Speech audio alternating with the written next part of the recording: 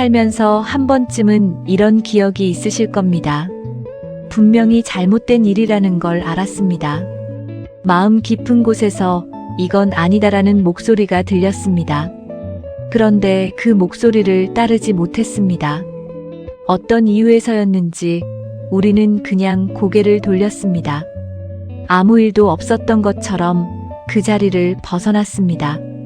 그리고 그날 밤 잠자리에 누웠을 때 어딘가 묵직한 것이 가슴 위에 올라앉아 있지 않았습니까? 오늘은 그 묵직함에 대해 이야기를 나눠보려 합니다. 그리고 그 묵직함이 사실은 우리 안에 있는 가장 소중한 무언가를 건드리고 있다는 것을 함께 생각해 보고 싶습니다. 여러분, 2500년 전 동양 최고의 스승으로 불리던 공자라는 분이 계셨습니다. 그분이 남긴 말씀 가운데 오늘 이 시간에 꼭 들려드리고 싶은 한마디가 있습니다. 바로 이 말씀입니다. 견이불이 무용야. 한자를 풀어보면 이렇습니다. 정의를 보고도 행하지 않는 것은 용기가 없는 것이다. 10글자입니다. 단 7글자인데 이 안에 사람이 한평생 씨름해야 할 진리가 담겨 있습니다. 지금 이 말씀을 처음 들으시는 분도 계실 것이고 예전에 어디선가 들어보셨지만 그냥 지나쳤던 분도 계실 겁니다. 그러나 오늘 이 영상에서는 단순히 명언 하나를 소개하고 끝내는 것이 아닙니다. 이 말씀이 우리의 실제 삶과 어떻게 연결되는지, 특히 60대, 70대를 살아오면서 우리가 마주쳤던 수많은 선택의 순간들과 어떻게 맞닿아 있는지를 함께 깊이 들여다볼 것입니다. 잠깐 여기서 질문을 하나 드리겠습니다. 여러분은 지금까지 살아오면서 스스로 나는 용기 있는 사람이다라고 느끼신 적이 얼마나 있으셨습니까? 전쟁터에서의 용기, 위기에서 누군가를 구하는 용기만을 용기라고 부르는 것이 아닙니다. 공자가 말씀하신 용기는 훨씬 더 일상적이고 훨씬 더 가까운 곳에 있습니다.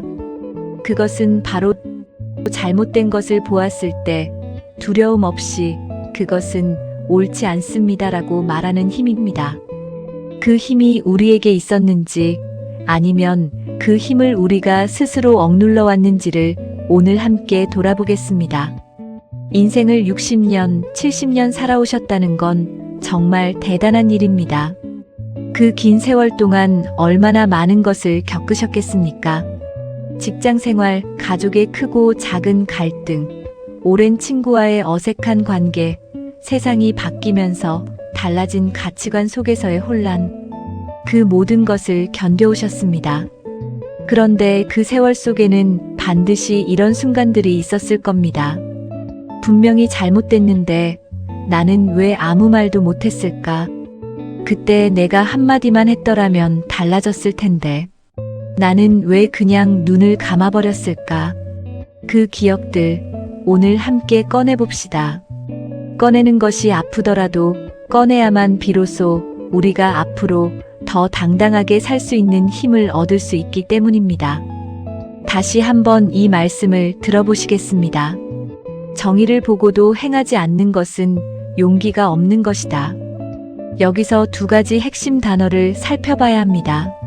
하나는 정의이고 하나는 용기입니다. 먼저 정의란 무엇일까요? 많은 분들이 정의라고 하면 법정에서의 판결이나 사회적 불평등 같은 거창한 것을 떠올리십니다. 물론 그런 정의도 있습니다. 하지만 공자가 말씀하신 정의는 우리의 일상 속에서 작동하는 것입니다. 그것은 옳은 것은 옳다고 하고 그른 것은 그르다고 말하는 것입니다. 직장에서 동료가 억울하게 누명을 쓰고 있는데 내가 사실을 알고 있을 때, 가족 중 누군가가 명백히 잘못된 길을 걷고 있는데 모른 척할 때, 오랜 친구가 다른 사람에게 부당한 행동을 하는 것을 목격했을 때, 바로 그런 순간에 정의를 본다는 것입니다.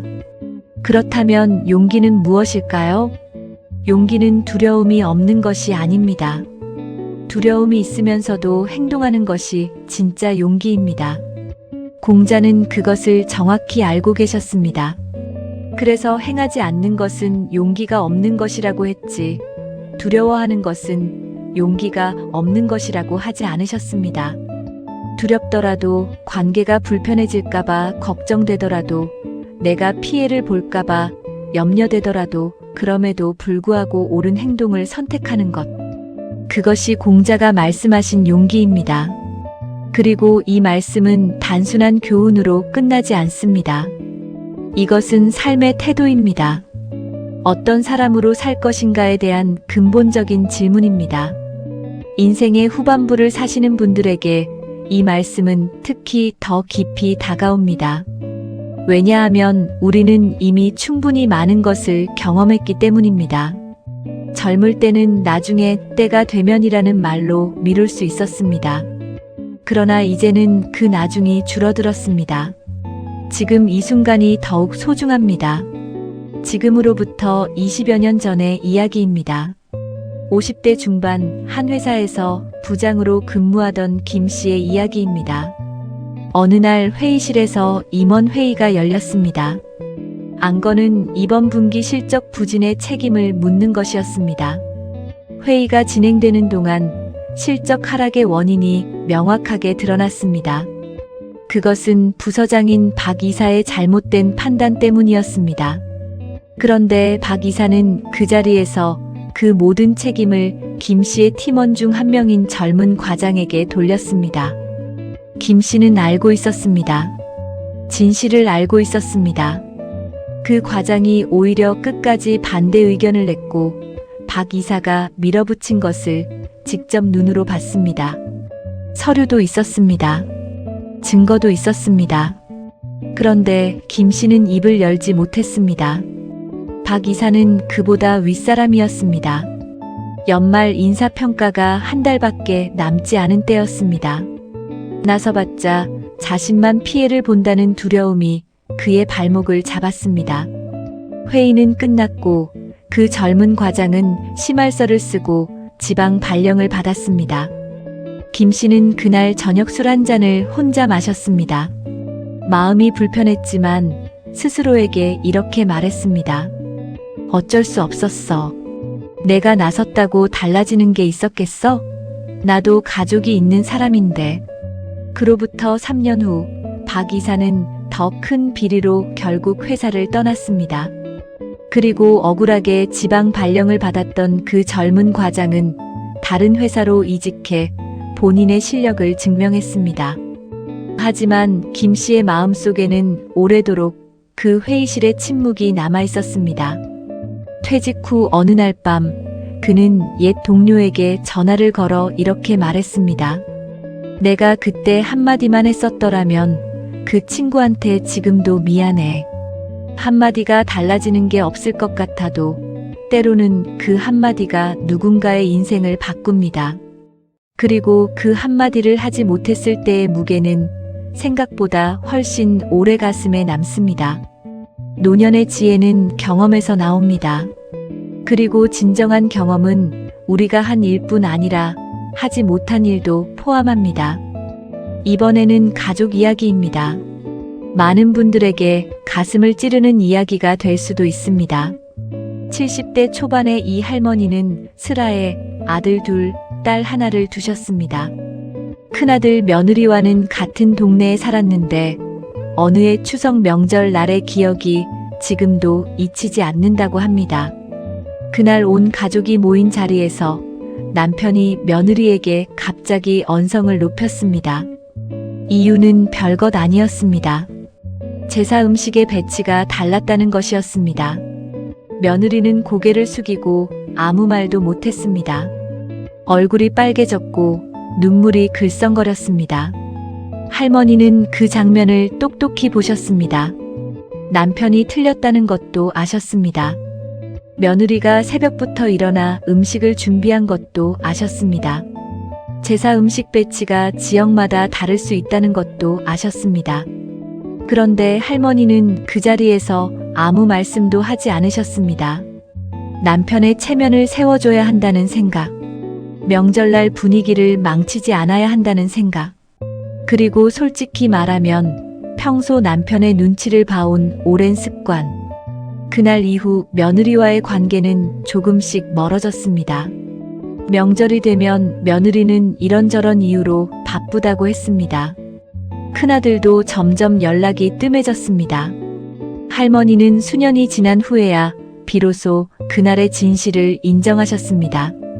내가 그때 남편한테 그건 좀 심했어요 라는 말 한마디만 했어도 우리 며느리가 그렇게 상처받지 않았을 거야. 나도 잘못한 거야. 가족 안에서의 정의는 더욱 어렵습니다. 왜냐하면 가족은 가장 가깝기 때문에 그 관계를 깨뜨릴까봐 더 두려워하기 때문입니다. 그러나 그 두려움이 오히려 관계를 서서히 허물어뜨린다는 것, 우리는 이미 알고 있습니다. 침묵은 때때로 보호가 아니라 방치입니다. 60대 중반인 박 선생은 고향 친구 셋과 50년 가까이 우정을 이어왔습니다. 그 중에 한 친구, 민수는 언제나 유쾌하고 인심이 좋아 모임에서 분위기 메이커였습니다. 그런데 몇 해 전 그 민수가 모임에서 자리를 함께한 한 후배를 두고 심한 말을 했습니다. 그 후배는 몇 가지 사업 실패를 겪은 처지였는데 민수는 술 기운에 그러니까 내가 항상 그 모양이지라는 말을 했습니다. 그 말을 들은 후배의 얼굴이 굳었습니다. 그 자리에 있던 박 선생과 다른 친구들도 그 말이 심했다고 느꼈습니다. 그런데 아무도 말리지 않았습니다. 분위기가 어색해질까봐, 그리고 민수가 기분 나빠할까봐, 50년 우정에 금이 갈까봐. 모임이 끝나고 나서 박 선생은 그 후배에게 문자 한 통을 보냈습니다. 아까 민수가 좀 심했어. 신경 쓰지 마. 그러나 그 후배는 그날 이후 모임에 나오지 않았습니다. 나중에 소식을 들었습니다. 그 후배가 그날 이후 많이 힘들어했다고, 자책하고 있었다고. 박 선생은 생각했습니다. 그때 내가 그 자리에서 민수한테 야, 그 말은 좀 심하다고 한마디만 했어도 나중에 문자 한 통이 무슨 소용이야. 상처는 그 순간에 이미 깊이 박힌 건데 우리는 때로 뒤늦은 위로를 건넵니다. 그러나 뒤늦은 위로는 상처를 치료하는 것이 아니라 상처가 났다는 것을 인정하는 것에 불과합니다. 진정한 용기는 상처가 나는 그 순간에 필요한 것입니다. 우리는 분명히 알고 있습니다. 뭐가 옳고 뭐가 그른지를. 그런데 왜 우리는 그 암대로 행동하지 못하는 걸까요? 여기에는 몇 가지 깊은 이유가 있습니다. 첫째, 갈등 회피 심리입니다. 사람은 본능적으로 갈등을 피하려 합니다. 특히 한국 사회에서는 수십 년간 조화와 화합을 강조해 왔습니다. 출세하려면 말 조심해야 한다. 튀어나온 못이 맞는다는 말을 귀에 못이 박이도록 들어왔습니다. 그 문화가 우리 안에 깊이 내면화되어 있습니다. 잘못된 것을 지적하는 것이 어느 순간부터 갈등을 일으키는 사람의 이미지와 연결되어 버렸습니다. 둘째, 인간관계를 잃을 것에 대한 두려움입니다. 직장에서의 인간관계, 가족 내의 질서, 오랜 친구와의 우정, 이것들은 우리 삶을 지탱하는 소중한 것들입니다. 그것을 잃을지도 모른다는 두려움은 매우 현실적인 두려움입니다. 특히 나이가 들수록 새로운 관계를 맺기가 어려워집니다. 그래서 이미 있는 관계를 지키기 위해 더 많은 것을 참게 됩니다. 셋째, 불이익에 대한 두려움입니다. 직장 생활을 하는 동안 우리는 나서지 말 것의 교훈을 뼈저리게 배운 경우가 많습니다. 옳은 말을 했다가 왕따를 당한 경험, 원칙을 지키다 승진해서 밀린 경험, 불의에 맞섰다가 오히려 피해를 본 경험. 그 경험들이 쌓여서 어차피 나 혼자 나서봤자 달라지는 게 없다는 체념이 되었습니다. 넷째, 나이가 들수록 더 조심하게 되는 이유입니다. 이것이 가장 중요한 부분입니다. 젊을 때는 열정이 있었습니다. 불의를 보면 화가 났고 그 화가 용기가 되어 행동으로 이어지기도 했습니다. 그런데 나이가 들면서 그 열정이 식는 경우가 많습니다. 한 가지 이유는 피로입니다. 수십 년을 살면서 얼마나 많은 불의를 보았습니까? 싸워봤지만 달라지지 않았던 경험이 얼마나 많았습니까? 그 반복되는 좌절이 우리를 지치게 합니다. 또 다른 이유는 조심성입니다. 젊을 때는 잃을 것이 별로 없었습니다. 그러나 이제는 지켜야 할 것이 많습니다. 가족, 재산, 건강, 관계 이 모든 것이 흔들릴 수 있다는 두려움이 신중함을 넘어 침묵으로 이어집니다. 그리고 마지막으로 어떤 분들은 이렇게 생각하실지도 모릅니다. 이제 나이도 먹었는데 내가 무슨 힘이 있겠어. 그냥 조용히 살자. 그런데 바로 그 생각이 가장 위험한 생각입니다. 나이가 든다는 것은 힘이 줄어드는 것이 아닙니다. 오히려 세상을 오래 살아온 어른으로서의 목소리가 더 힘을 가지는 때가 될 수 있습니다. 공자가 말씀하신 용기는 주먹을 쥐고 앞으로 나아가는 용기가 아닙니다. 목소리를 높이고 싸우는 용기도 아닙니다. 그것은 조용하지만 단단한 용기입니다. 차분하게, 그러나 분명하게 저는 그렇게 생각하지 않습니다라고 말하는 것. 격렬한 논쟁이 아니라 조용한 한마디가 그 자리의 공기를 바꾸는 것. 큰 소리치는 것이 아니라 자신의 원칙을 지키는 것. 그것이 공자가 말씀하신 용기의 본질입니다. 논어에서 공자는 또 이런 말씀을 하셨습니다.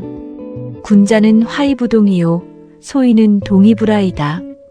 군자는 조화를 이루되 무조건 같아지지는 않고 소인은 겉으로는 같은 척하지만 진정한 조화가 없다는 것입니다. 이 말씀이 오늘의 주제와 깊이 연결됩니다. 진정한 관계는 무조건 동의하는 관계가 아닙니다.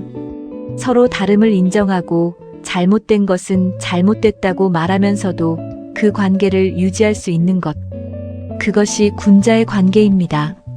그러려면 용기가 필요합니다. 그리고 그 용기는 거창한 것이 아닙니다. 소박하고 일상적인 것입니다.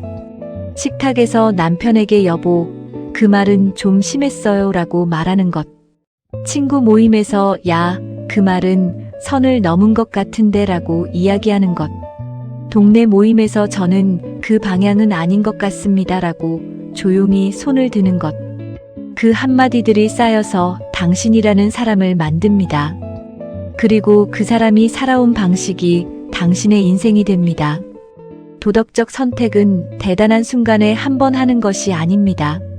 매일 작은 순간들 속에서 반복하는 것입니다.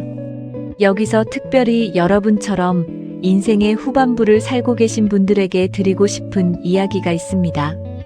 우리는 지금 누군가에게 어른입니다. 자녀에게, 손주에게, 동네 후배에게, 지역사회 구성원들에게 우리는 이미 오래 살아온 사람, 세상을 먼저 경험한 사람, 인생의 선배로서의 역할을 갖고 있습니다. 그 역할이 단순히 나이가 많다는 것을 의미하지 않습니다. 그것은 도덕적 책임을 의미합니다. 아이들은 어른들을 보면서 세상의 기준을 배웁니다. 부모가 불의 앞에서 침묵하는 것을 보고 자란 아이는 자신도 침묵하는 것이 당연하다고 배웁니다. 반대로 어른이 조용하지만 단단하게 옳은 것을 지키는 모습을 보고 자란 아이는 그것이 삶의 방식임을 배웁니다. 여러분이 지금 어떻게 행동하느냐가 여러분의 손주가 20년 후 어떤 선택을 하느냐에 영향을 미칩니다. 그게 과장된 이야기처럼 들리실 수도 있습니다. 하지만 우리 모두는 자신의 부모와 조부모로부터 삶의 태도를 배웠다는 것을 솔직하게 인정할 수 있으실 겁니다. 또 하나 사회적 어른으로서의 위치에 대해 말씀드리고 싶습니다. 사회가 건강하게 유지되려면 경험 있는 어른들의 목소리가 필요합니다. 젊은 세대는 열정은 있지만 경험이 부족합니다. 그 경험의 공백을 채우는 것이 어른의 역할입니다. 공동체 내에서 잘못된 것을 보았을 때 나이도 먹었는데 내가 뭐리라고 물러서는 것이 아니라 오히려 내가 오래 살아봐서 아는데라는 경험의 무게로 목소리를 내는 것. 그것이 사회적 어른의 역할입니다. 인생의 후반부는 침묵의 시간이 아닙니다. 오히려 가장 진실하게 말할 수 있는 시간입니다. 잃을 것도 없고 더 이상 눈치 볼 필요도 없는 시간. 그 자유를 올바른 방향으로 쓰시기 바랍니다.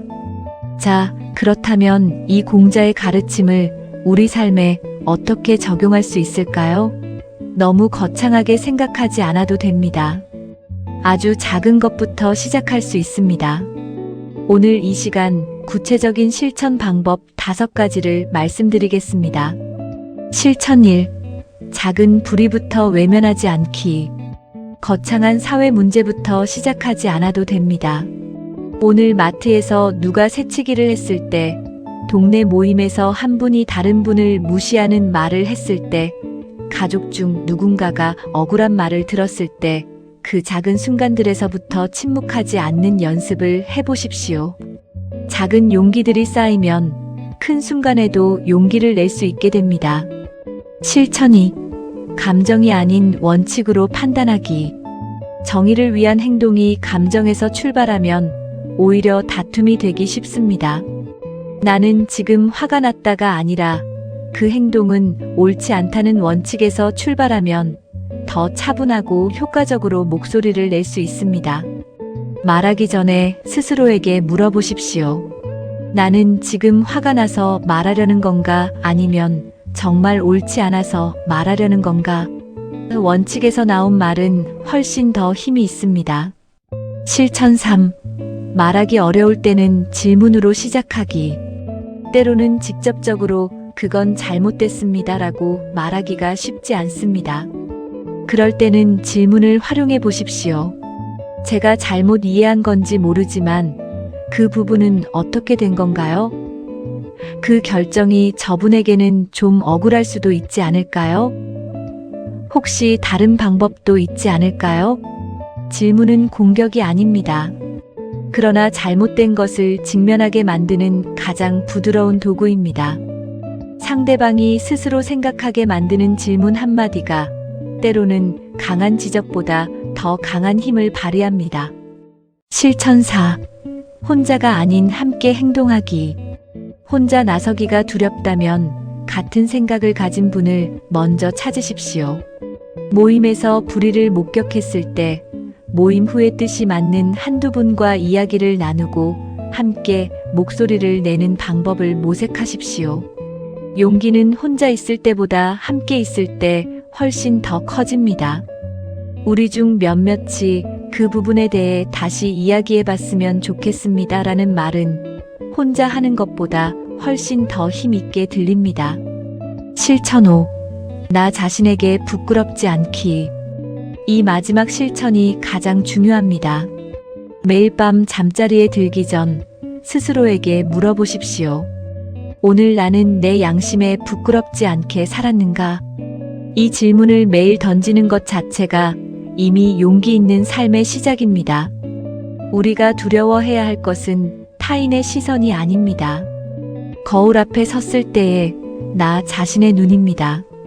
공자는 이것을 이렇게 표현하셨습니다. 내가 나를 속이지 않는 것, 그것이 가장 근본적인 도덕이다. 영상을 시작하면서 드렸던 질문을 기억하시나요? 살면서 이건 잘못됐다고 느끼면서도 그냥 지나친 적 있으신가요? 그리고 그날 밤 잠들 수 있었습니까? 지금 이 순간 그 질문에 어떻게 대답하고 계십니까? 우리 모두는 그런 순간이 있었습니다. 그리고 그 순간들에 우리가 용기를 내지 못했다고 해서 나쁜 사람인 것은 아닙니다. 우리는 두렵고 지치고 여러 사정이 있었습니다. 그것은 아주 인간적인 것입니다. 여러분은 살아오면서 용기 있는 선택을 하셨던 경험이 있으신가요? 아니면 반대로 정의를 보고도 침묵했던 것이 지금도 기억에 남아 계신가요? 그 이야기를 댓글에 남겨주세요. 여러분의 경험이 이 영상을 보는 다른 분들에게도 큰 힘이 됩니다. 그리고 오늘 영상이 조금이라도 마음에 와 닿으셨다면 주변의 소중한 분들과 함께 나눠주십시오. 가족에게, 오래된 친구에게, 이 이야기가 필요한 누군가에게 공유해주세요. 구독과 좋아요는 이런 좋은 이야기를 더 많이 만들어 나가는 큰 힘이 됩니다. 인생 명언, 노년의 지혜, 시니어, 자기계발, 용기 있는 삶 이런 주제의 영상들을 앞으로도 계속 만들어 드리겠습니다.